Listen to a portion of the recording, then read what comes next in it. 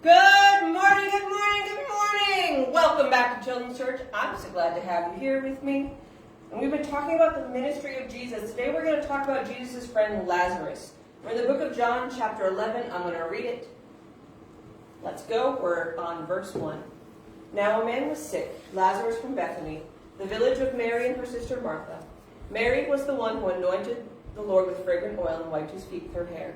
And it was her brother Lazarus who was sick. So the sister sent a message to him, Lord, the one you love is sick. When Jesus heard it, he said, This sickness will not end in death, but it is for the glory of God, so the Son of Man may be glorified through it.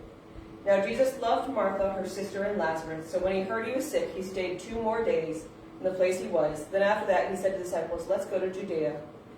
Rabbi, the disciples told him, Just now they tried to stone you there, and you're going again?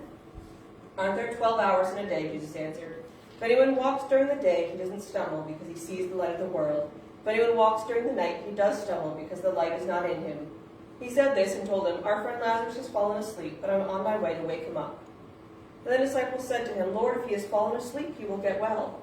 Jesus, however, was speaking about his death, but they thought he was speaking about natural sleep. So Jesus told them plainly, Lazarus has died.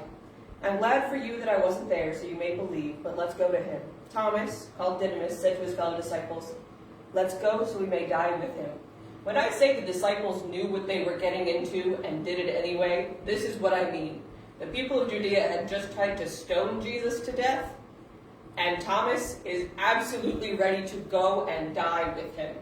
No questions asked. Doubting Thomas.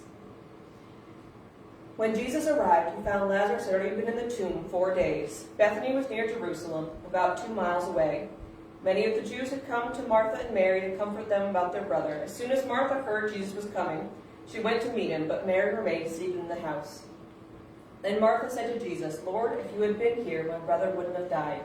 Yet even now I know that whatever you ask from God, God will give you. Your brother will rise again, Jesus told her. Martha said, I know that he will rise again in the resurrection on the last day. Jesus said to her, I am the resurrection and the life. The one who believes in me, even if he dies, will live. Everyone who lives and believes me will never die. Ever. Do you believe this? Yes, Lord, she told him. I believe you are the Messiah, the Son of God, who comes into the world. Having said this, she went back and called her sister Mary, saying in private, The teacher is here and calling for you. As soon as she heard this, she got up quickly and went to him. Jesus had not yet come into the village, but was still in the place Martha had met him. The people who were with her in the house consoling her saw that Mary got up quickly and went out, so they followed her, supposing she was going to the tomb to cry there. When Mary came to where Jesus was and saw him, she fell at his feet and told him, Lord, if you had been here, my brother would not have died. When Jesus saw her crying, and the Jewish people who had come with her crying, he was angry in his spirit and deeply moved. Where have you put him? He said. Lord, they told him, come and see. Jesus wept. So the Jews said, Come see how loved him. Come see how he loved him. But some said, Couldn't he who opened the blind man's eyes also have kept this man from dying? Then Jesus, angry at himself again, came to the tomb. It was a cave, and the stone was lying against it. Remove the stone, Jesus said. Martha, the dead man's sister, told him, Lord, he's already decaying. It's been 4 days. Jesus said to her, Didn't I tell you, if you believed, you would see the glory of God? So they removed the stone, and Jesus raised his eyes and said, Father, I thank you that you heard me. I know you always hear me, but because of the crowd standing here, I say this so you may believe you sent me. After saying this, he shouted in a loud voice, Lazarus, come out! And the dead man, bound hand and foot with linen strips, with his face wrapped in cloths. Jesus said, Loose him and let him go. So that's a long way to tell the story, and I'm going to give it to you the really condensed version. Jesus' friends call him because his friend Lazarus was very sick.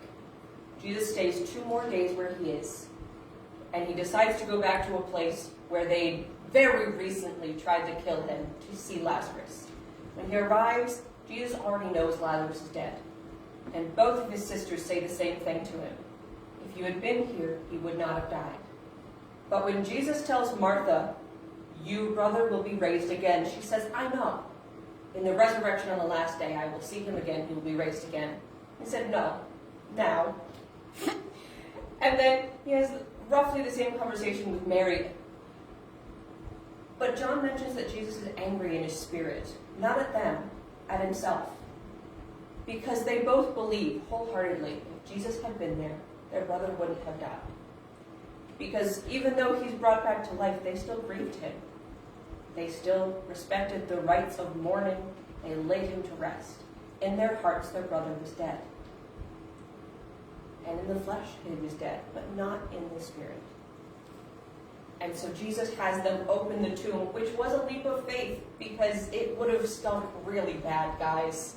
Like, really bad. And they open the tomb, and Jesus talks to God out loud, which he doesn't usually do. He doesn't need to. God is in his heart. But he talks to God out loud so the crowd can hear him. He calls out for Lazarus, and the dead man gets up. And he is no longer dead. He is alive, wrapped in bandages, and walks back into the waiting arms of his family. It does not mention whether he still stinks. I hope not. If God can burn up the ropes on the 3 Hebrew children and their clothes not even smell of smoke, I would like to believe he made it so Lazarus didn't smell like death anymore.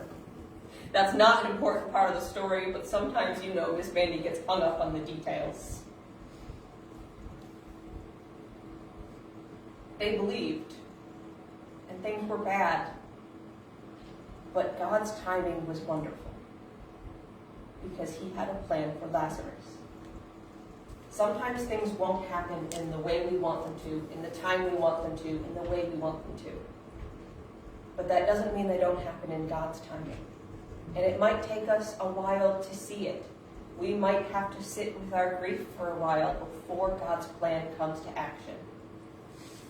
But God's timing is a wonderful thing, just like it was for Lazarus. I will see you back here next week for Palm Sunday, and have a wonderful week. Bye.